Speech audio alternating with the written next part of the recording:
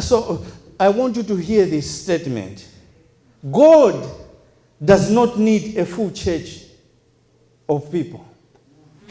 Let me read it again. God does not need a church full of people. He needs a people full of church. Amen. You can tweet it.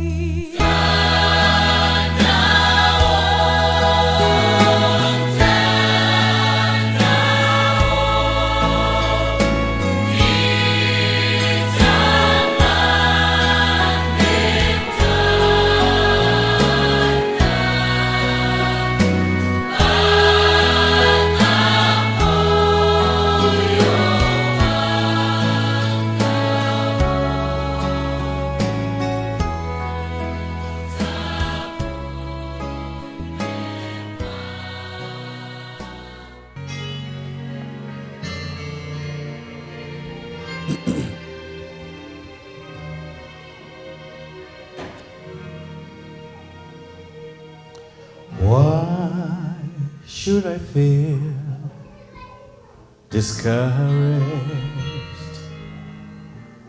And why should the shadows come? Why should my heart feel lonely and long for heaven and home?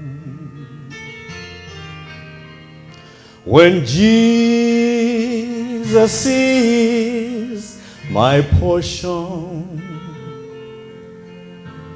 my constant friend is He.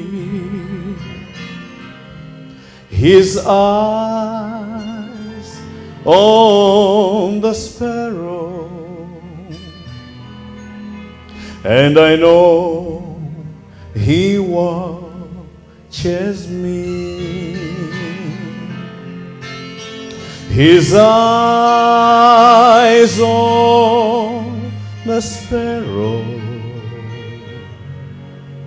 and I know He watches me.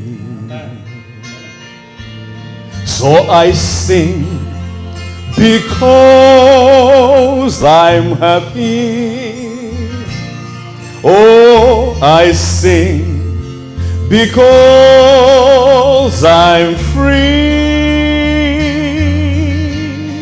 His eyes on the sparrow, and I know He watches me. Mwina simva chizungu ndimbe chechewa. Because God has been so faithful and God is so good.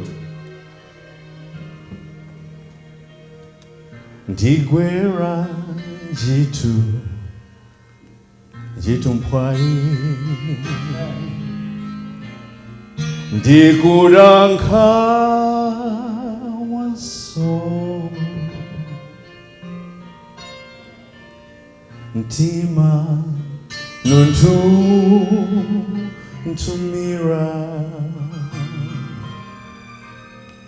nofunitsa mwamba, koma Yesu ndimba liyanga, bwezi ndinso gozi, o asa mali rampeta, dziwa sama lane, asa mali rampeta, dziwa samala ne. chifukwa ndimba ndichimwemwecho ndiwo masukanso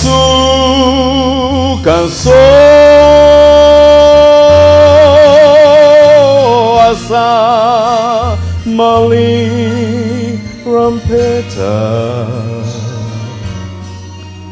ziwa sama lane asa mali rampeta ziwa sama lane.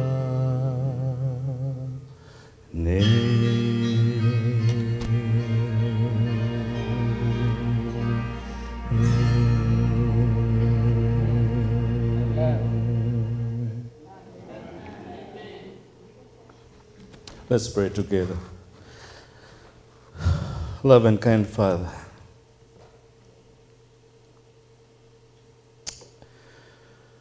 I come before you this morning with a humble heart because of what you have done for me. I come before you because I'm a sinner, but you have not counted my sins. Lord, as I'm going to share your word this morning, I ask you to be with me. Be with the people who are going to listen to this message, so that whatever has been prepared, Lord, should help us in our daily lives. Be with those who are sick. Be with those who are crying at this moment. They should know that, Lord, even in their problems, you are still with them. In Jesus' name I pray. Amen.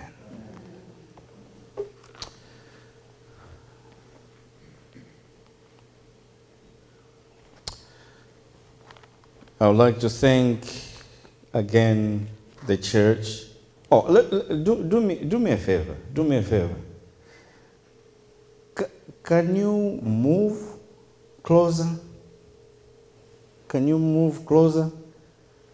God is so good. Let's move closer. God is so good.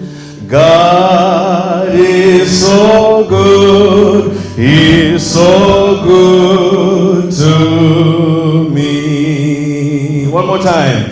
God is so good. God is so good. God is so good. He's so good to me. He answers prayer.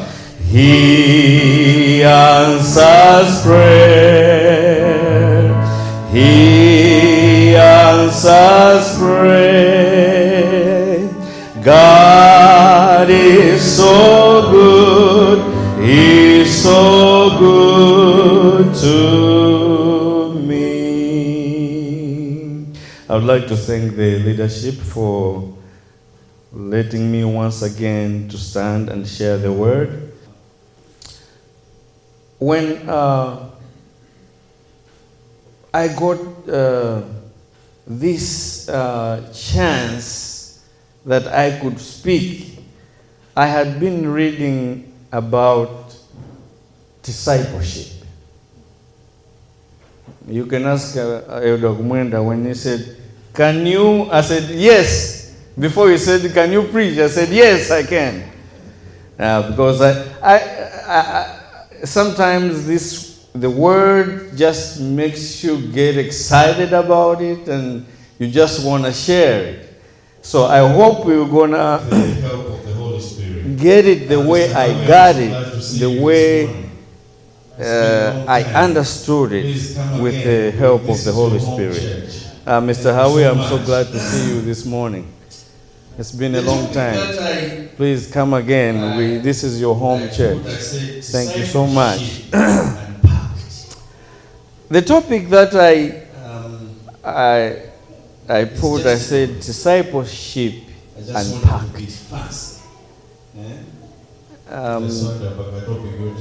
It's just a topic. I just wanted to be fast. Go deeper. Discipleship unpacked. But this morning we just want to go deeper into what discipleship means. What Christianity means to us. Here at Malawi Church, what does Christianity mean to you? What does following Christ mean to us? So I looked up the scripture. I'll read again. Matthew 16, verse 24. I love this Bible. You can see it's too old. My nephew there was saying, Uncle, this Bible is too old. But I love it because of the way it explains. It says, go to that book, please, if you have your Bible.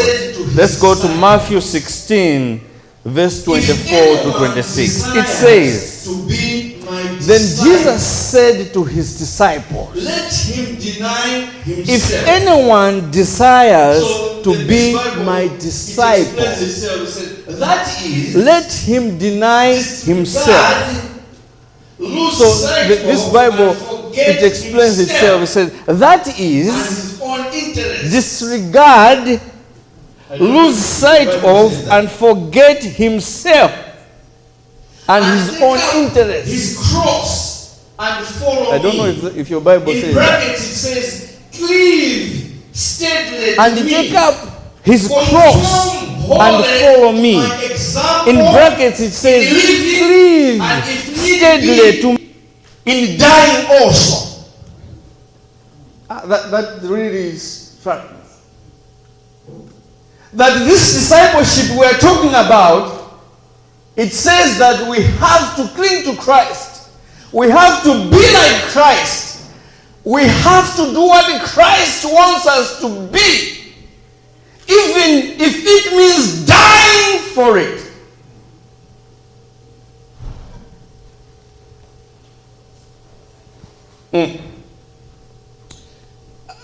For whoever is bent on saving his temporal life, his comfort and security here on earth, shall lose eternal life. And whoever loses his life, his comfort and security here for my sake, that is Jesus, shall find life everlasting. So it comes, for what will it profit a man if he gains the whole world and forfeits his life, his blessed life in the kingdom of God? Or what would a man give as an exchange for his blessed life in the kingdom of God?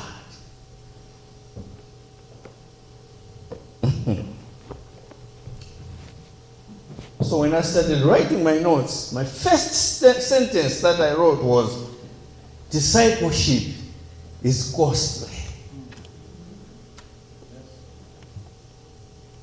Did you hear me?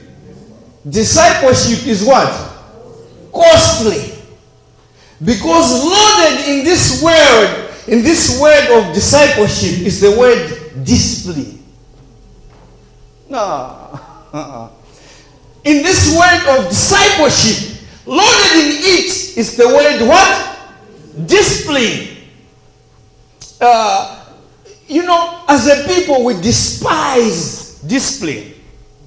We don't want anybody to be telling us what to do.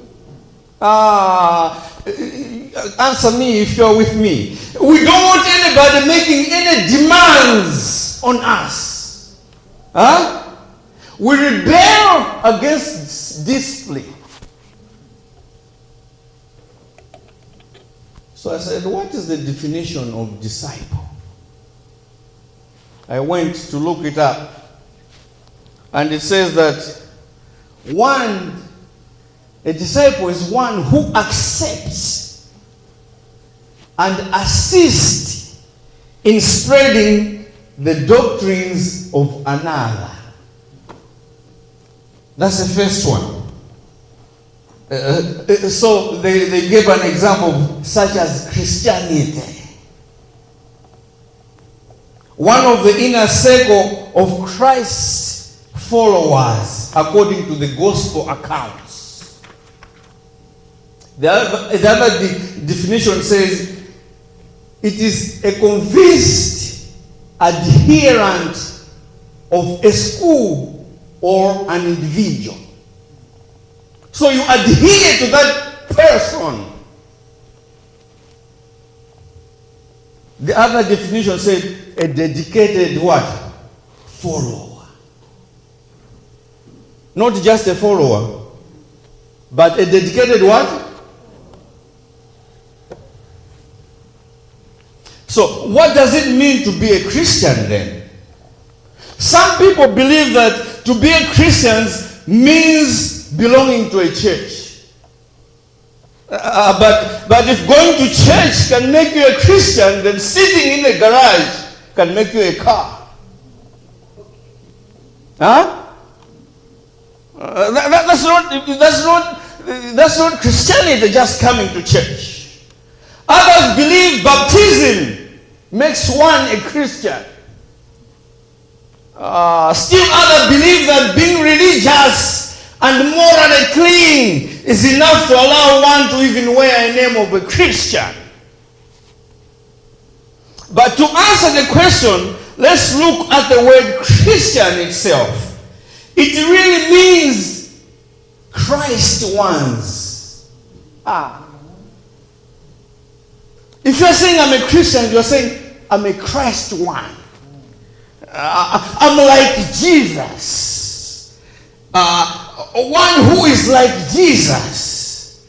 The word Christian is first used in the Bible in Acts 11, chapter 20, verse 26. In Antioch, in Syria, because they were first called the people of the way. Because Jesus said, I am what? Come on. Jesus said, I'm the what? I am the way. So these people, in that time, they were called the people of what? Of the way. But now, let me tell you, a word Christian was not a word of endearment those days. It was a word of kuwanyoza. That Christ is. These are the people, the pagan people who said, oh, Zima Christians is. But first, they were called the people of what?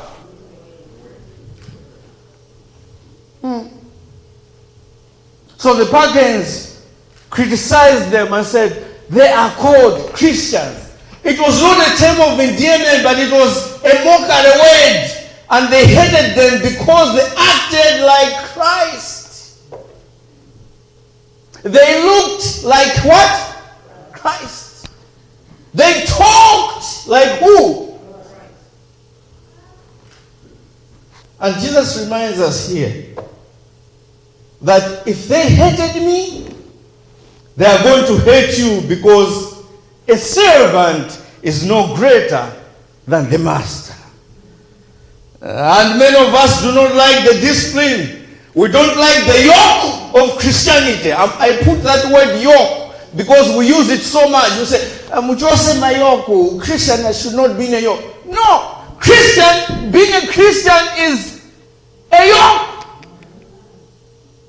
There's perimeters that you have to follow to be a Christian. We are watering down Christianity.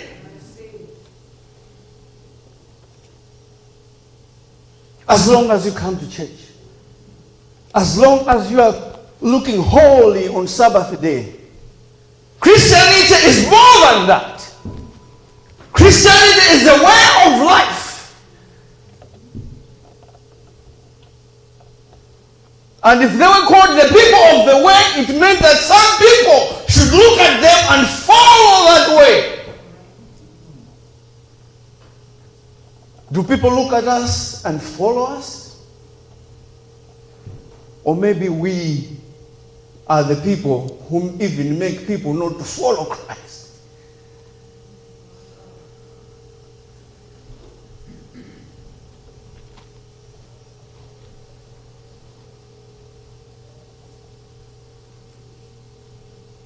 So many of us do not like the discipline, the yoke of Christianity. We do not like what it takes to be a Christian because we want everybody to like us. Talk to me. We want everybody to approve of us. We want everybody to speak well of us. We want everybody to say good things about us. But church, if you would live a godly in Christ Jesus, you have to suffer some blows. In the passage, Jesus is talking to his disciples about the impending death. If you go back, you say, that's when he was asking, who do people say I am? And Peter, what's that Peter saying there? And Peter came and said, you are the what? The Christ. So Jesus he's using this opportunity to teach the disciples about the heart of real discipleship and Christianity. So he takes this opportunity to talk to them about it. He says, if you want to be my disciple,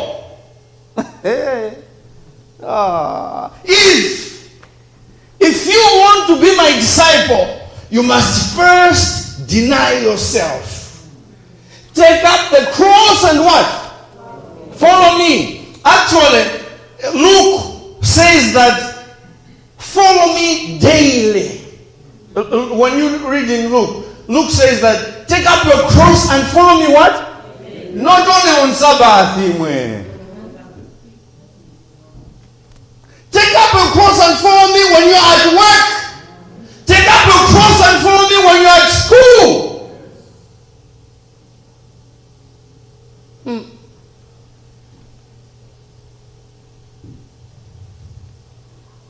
Deny, take up. Those words, deny, take up. That is aorist imperative, which means take it up, deny once and for all, and never go back. That's when you go to read the root language in the original book that they wrote this. It means that take it up, take the cross up, deny once for all, and never go back.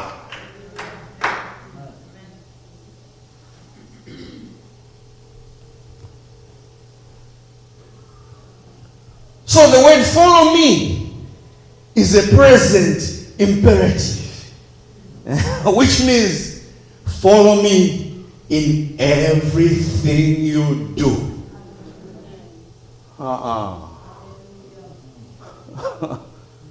Present imperative. Follow me in everything you do. Not on occasion.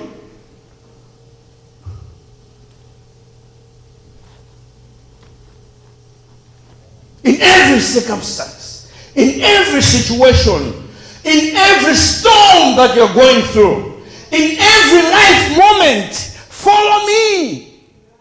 Amen? But church, in order for us to do that, we must first find our hearts. You didn't get it. We must first find our hearts. What are our priorities?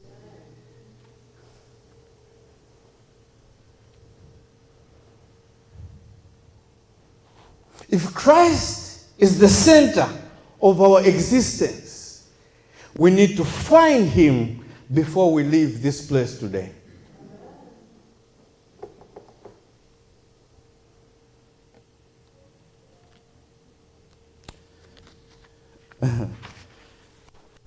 This lesson made me to look at things in a different way. I never thought it like this. And in fact, let me be very honest, I used to hate this passage. I've never preached on this passage. But something just made me to say, okay, what does it really mean? I mean, when Jesus says, deny yourself and follow me, what does it mean? Does it mean that we should live miserably? Is that what Jesus means? Does it mean that a Christian should live cloistered and be doing this because we want to deny ourselves? Let's unpack this. If Christ is not the center of your life, if Christ is not Lord of all in your life, he says he doesn't want to be Lord at all. If any man will, if any man will, that word will, I looked it up. That word will gives you an option to go back.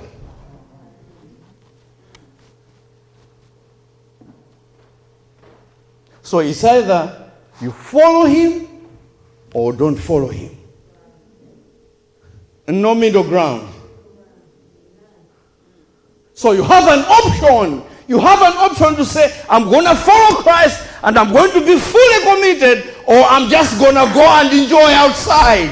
Why waste time and do both when you know that you are going to lose your life? Hallelujah. Man, I would rather go party every weekend. Why should I pretend to come to church and party? Choose one thing. Choose one thing. And this word is so clear. It says, if you will, you have an option to go back, but no middle ground. You know what? When I looked at this passage, when I made a conclusion, I said, you know what? This is true. Because I might be wasting time to come to church, mixing things when I know I'm not going to go to heaven. So why not just choose and say, Shai, man, I've stopped your church, man. I'm going to be partying every weekend and just live a life because I know I'm going to die anyway. Or make a decision and say, I stop these things and follow Christ.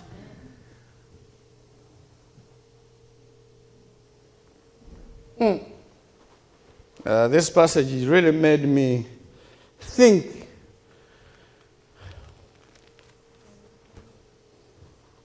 So when I looked at this word, if any man will, having an option, I remembered Zerubbabel in Judges chapter 7. Zerubbabel is Gideon. Yes, because you don't read the Bible.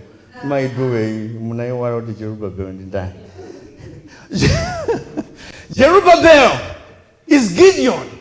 You remember when God called Gideon to say, go and fight the Midianites.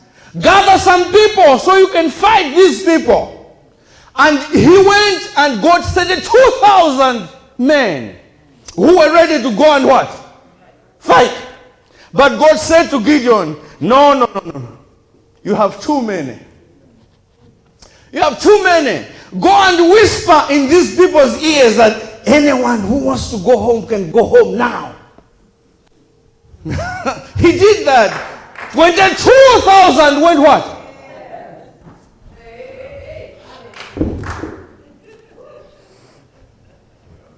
22,000 said, juices.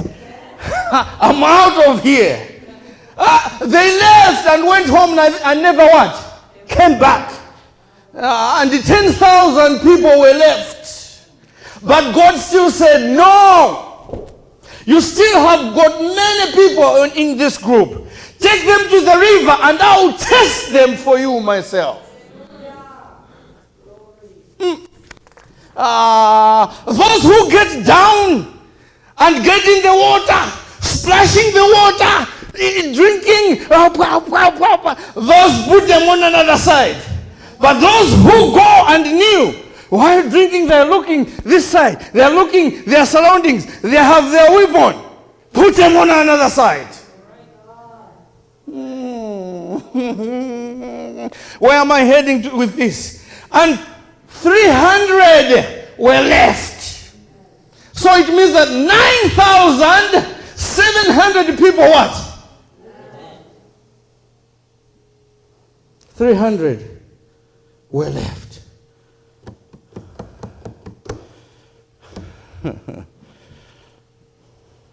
Which suggests to me this morning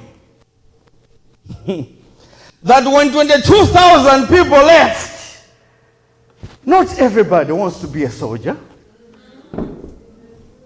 Not everybody who is coming here wants to be a Christian. Let me be clear. Let me go down. Let me go down. Everybody who shows up when you call for a meeting don't want to be here. They have their reasons. Somebody here, you are just here because your mama said let's go to church. Somebody, you are here because you are used to get up Saturday morning and go to church. Someone is here because it's a habit. Someone is here because he said, oh, it's my work to be a deacon today. I cannot stay. But you don't want to be here.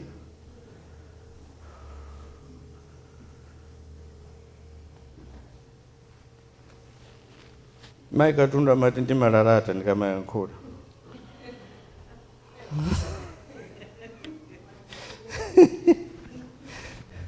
Yeah, I'm just being straightforward. Let's be straightforward. Sometimes we have to talk to each other. We don't have to say things that are going to tickle our ears. We have to be real. Back to scripture. The 300 who were left went and enrouted the Midianites. So I want you to hear this statement. God does not need a full church of people. Let me read it again. God does not need a church full of people. He needs a people full of church. You can tweet it. Tweet it. God does not need a church full of people. But he needs a people full of what? Church. And if you are full of church, God can turn this community upside down. I'm telling you, if we are full of church, if we are full of the Holy Spirit, God will turn this community upside down.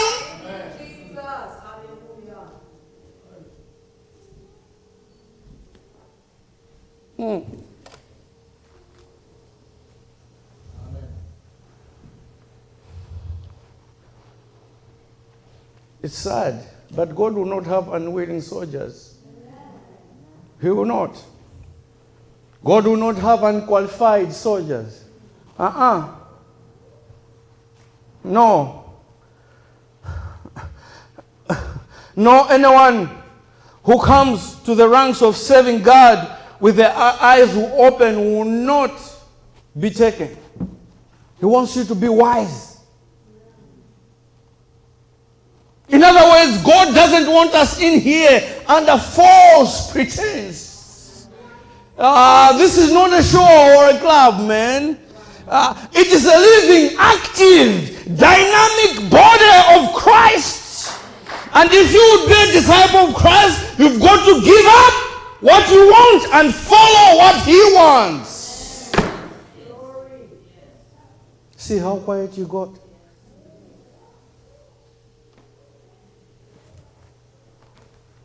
Why are you here this morning? What motivated you this morning to wake up and come here?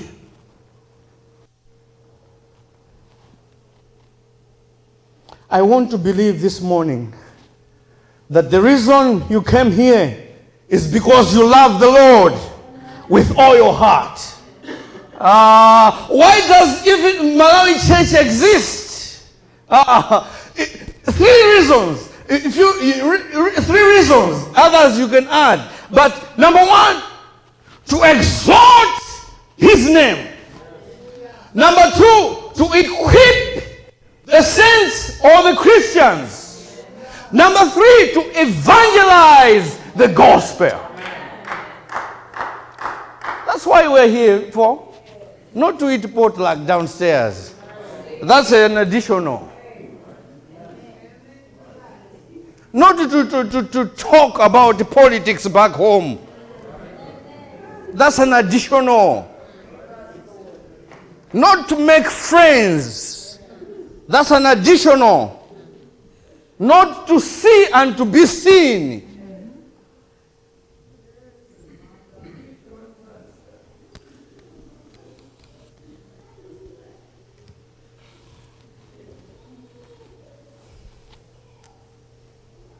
You know, I would find it very weird if I go to McDonald's this morning and ask them, I need a quarter pounder.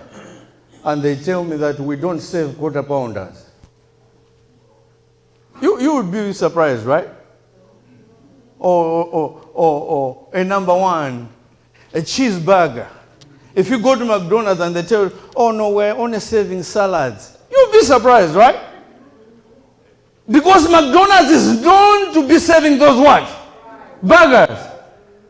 And I get so surprised when I come to Malawi Church.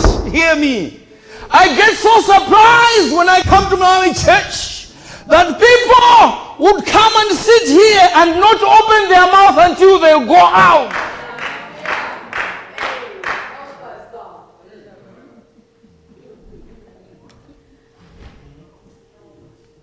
We are here to exalt his name. And you know what? I was even thinking that sometimes I would want even just to start from there roaring down just because of what God has done for me. But we come here.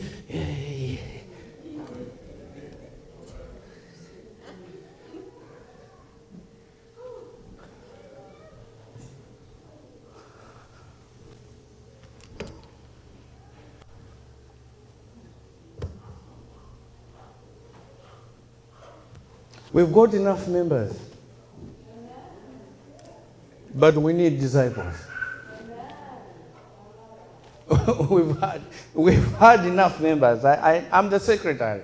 I'm the church secretary. I know the names that are in the membership of Malawi Church. Yes, we have enough members, but now we need disciples. We need people who can follow Christ. We need people who can deny themselves and follow Christ. Oh.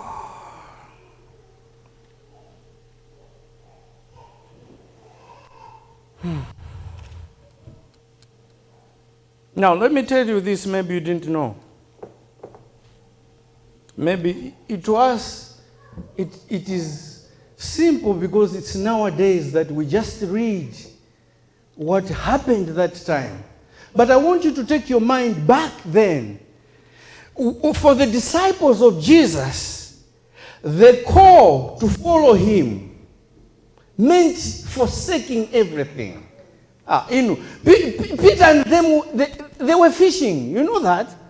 They left everything. I've been imagining. They said that they left their boss and what? Followed Christ. They left their families and followed what? Anyway, this is real. It meant forsaking what? Everything. There's no discipleship without self-denial. You can't have both.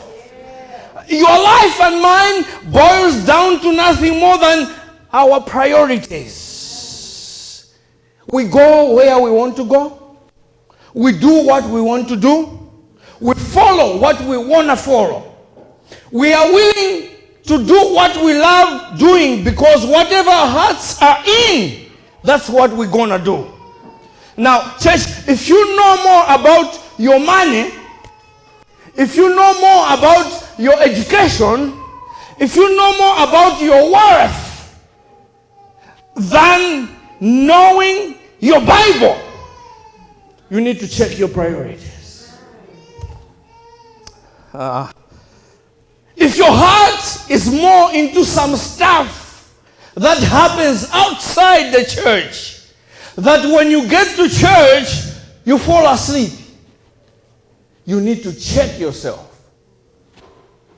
If you are on time for everything, hear this. If you are on time for everything in your life, you go to work on time. When you have a doctor's appointment, you get there on time. But you are always late for church, you need to repent. Oh, you see how quiet you got? Yes. Because that's the wound that is here. And I'm going to say it directly. If you are early for every appointment, if you make it on time to work, if you go to the doctor's appointment and make it on time, and you don't come to church on time, you have a problem.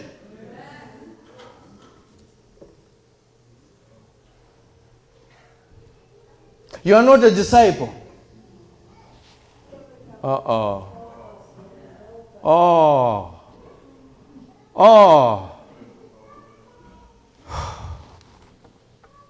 Okay, I'll move on because you don't like that.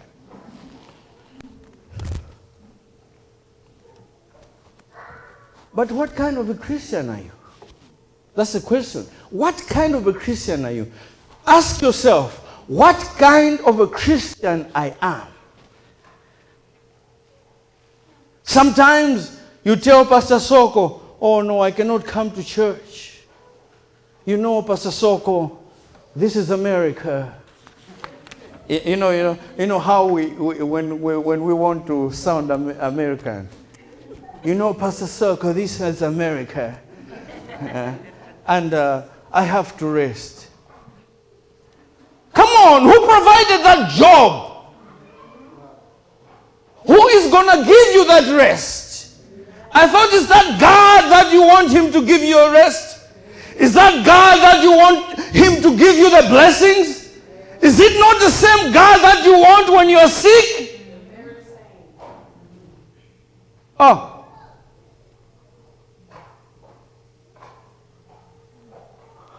I have no one to take care of my child.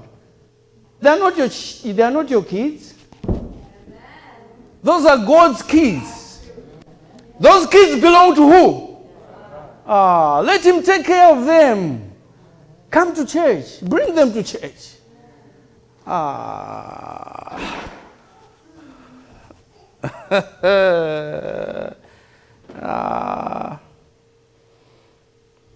So I wrote in my notes here, and I put, what do you call that?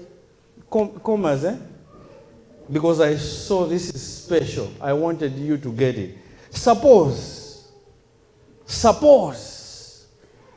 God don't feel like waking you up tomorrow morning.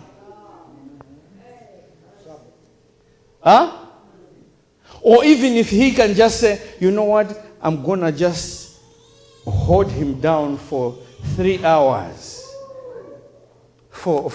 You wake up the normal time. Most of you wake up at 6. Most of you wake up at 7. But God will just come and just put a hand and hold you down for more 3 hours. And you can say, I didn't feel like coming to church.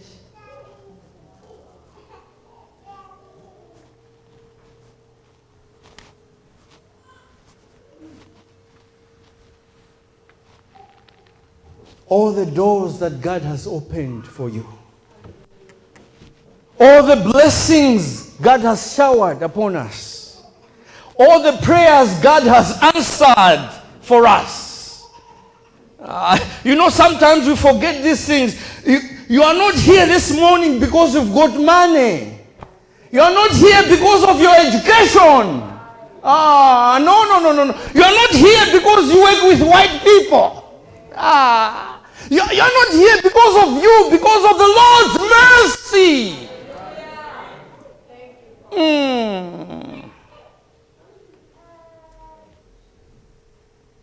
Many Christians do not want to be involved in anything in church. No activity.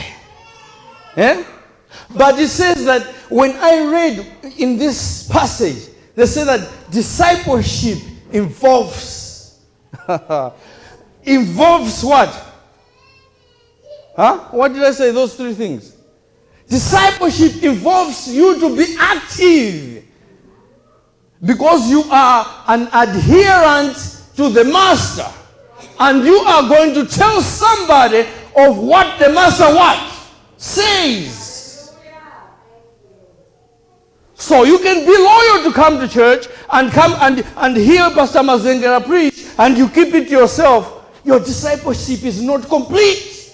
You have to take what Mazengera has said and give it to somebody. That's discipleship.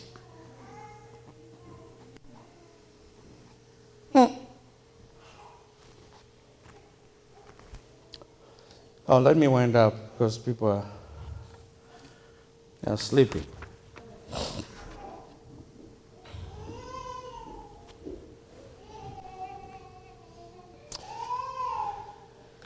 I'm going to skip all these. Most of the times when we're preaching, they say, yes, don't just preach about anything, but you have to preach the cross of Christ, which is very good. Very good and true. We need to preach the cross because that's our redemption. But you know what? We think too much of the cross as an instrument of reconciliation and forgiveness, and too little of the cross as the way of life. You didn't get it. Let me repeat it. It doesn't just end on reconciliation and forgiveness, but the cross should be the way of your life. The way you live.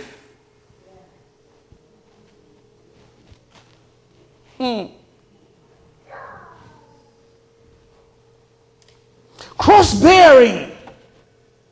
We call cross-bearing. You know what? There are some things which are not really cross-bearing. That's what we misplace and say, I'm bearing the cross. Your problems are not bearing a cross. Your mother-in-law who's nagging you is not your cross. Your crazy son or daughter is not your cross. Old age is not your cross. Let me tell you what the cross means. You want to hear it? When you're trying to do right and they're lying on you, that's the cross.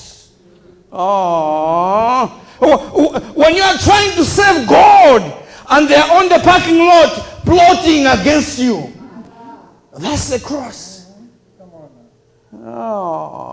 Timchose ujai, timchose angeyani.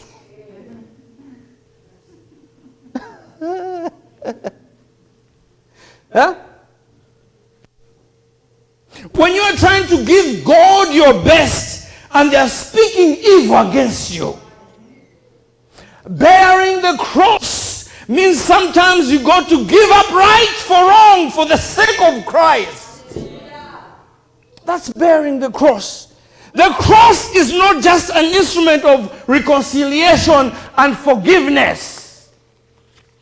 The cross is a symbol of how you live your life. These days the cross sounds so soft and simple. But for the first century people who heard this, when Jesus said, take up your cross and follow me, when they heard that, they knew immediately that he meant to come and die. In those days, when you were a follower of Jesus, you knew that I might die. I can be stoned. So those people really made up their mind to follow Jesus. We are so free. Nobody is nagging us about Jesus. But no, don't sleep. Time is coming. Don't sleep. Time is coming. Because you are going to be persecuted because of following the cross. And you not start practicing that time, you have to start practicing this time. If you can work a double all day on Sabbath, how are you going to say no at that particular time? We are in America.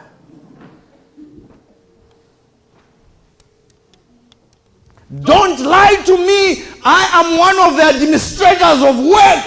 You choose what to work. You choose the days that you work. You have the liberty to say, no, I want to go and worship my God. Actually, that's where you have to have a testimony when they are forcing. We have people here. I don't want to mention your name. You do it yourself. We have people here who said, no, okay, I'll just be showing up to work. Don't pay me. I'll show up. Until the administration said, you know what? I think we're not doing good. Let's give this person her day to work. That's what we need. That's the point we need to reach as Christians.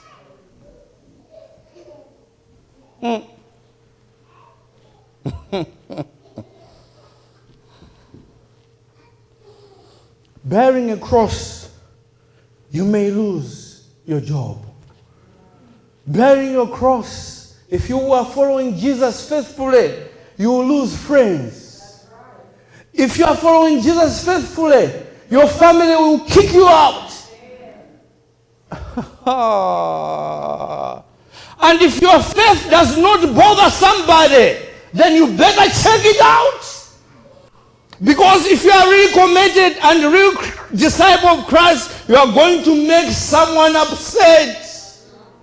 My Bible says, be careful when all men speak well of you. We're not Bible around sinning as mayors. But my Bible says, be careful if all men speak well of what? Of you. They didn't do a doba.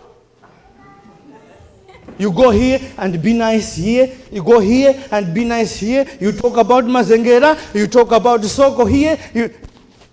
Be careful when everybody is applauding you. Sometimes something about you has to annoy the devil. You've got to trouble the devil. You are not a disciple because you come to church every Sabbath. You are just a member of Malawi church. God wants more of you than the Sabbath morning attendance.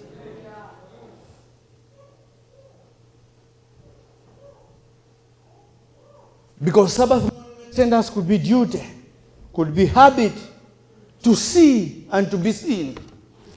God wants us to put him first in our thinking, in our finances, in our decisions. God should be the center of our lives. I have decided to follow Jesus. No turning back. No turning back. The world behind me, the cross before me. No turning back. No turning back. Though no one joins me, still I will follow. No turning back. No turning back. You can have the whole world, but give me Jesus. You can't make me mad enough not to come to church and praise him. You can't bother me enough for me to get here and give God the glory, because I come here because I need his mercy. I come here because I want to thank God for the many blessings that he has just turned loose on me. God has turned blessing loose on you. Look at Malawi right now. People are suffering and you are here. God is good.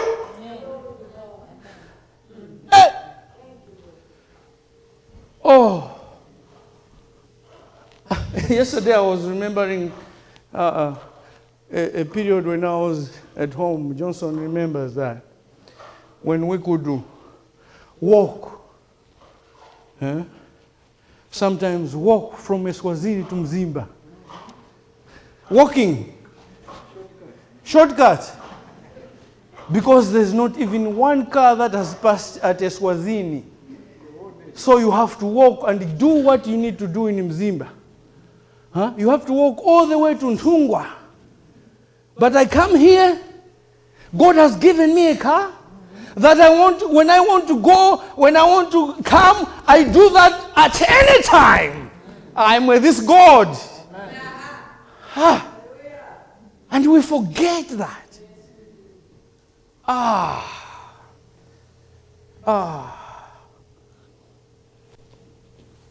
Let me close. Verse 26. Verse 26. It says, for what profit is it to a man if he gains the whole world and loses his own soul? Jesus offered the radical hyperbole emphasis of effect. Of a man gaining the whole world in joy for a given time period and lose his life. But you know what? It is written. What no eye has seen, no ear has heard, nor the heart of man imagined, what God has prepared for those who love him, for those who take up the cross and follow him. I'm talking about my home heaven. I don't know what you're thinking, but I'm talking about my home heaven. Jesus says, my Father's house has many rooms. If it were not so, no. That's how my Bible writes. It says, my Father's house has many rooms. If it were not so, I would have told you.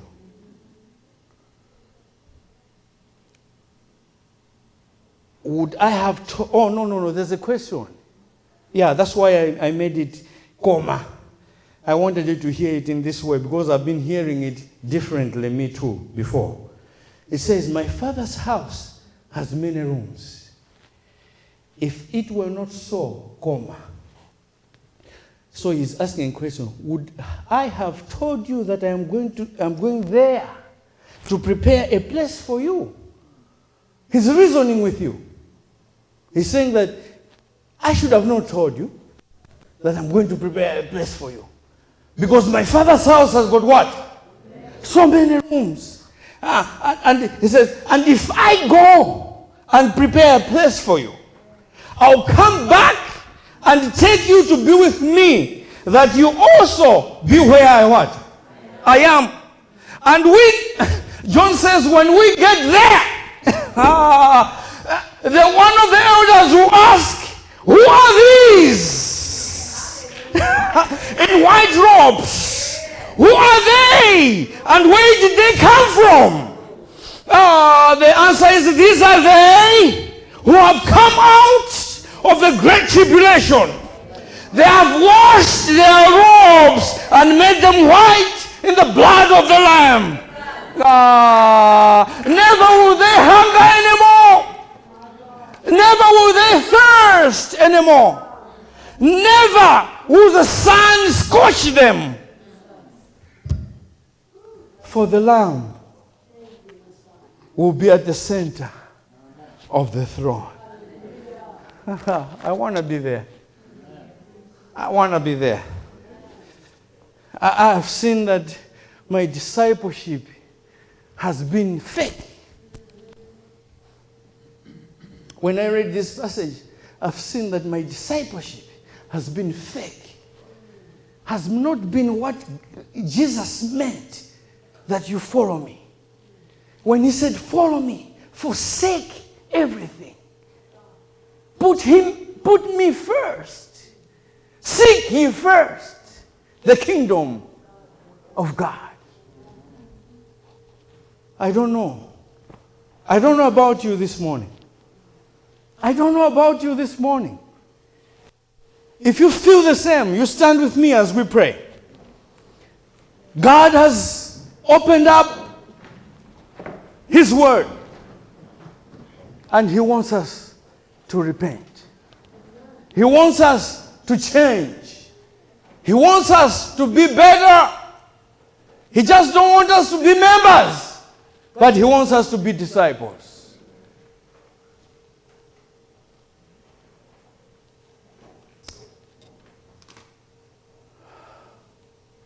Come.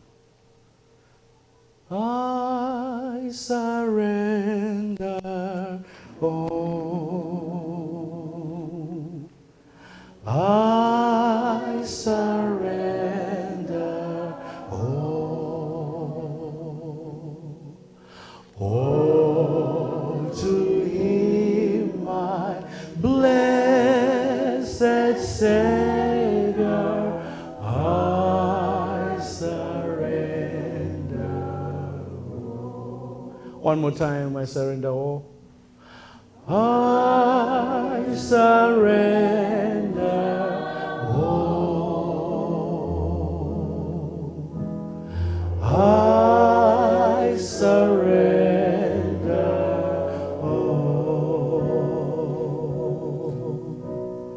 All to him, my blessed Savior.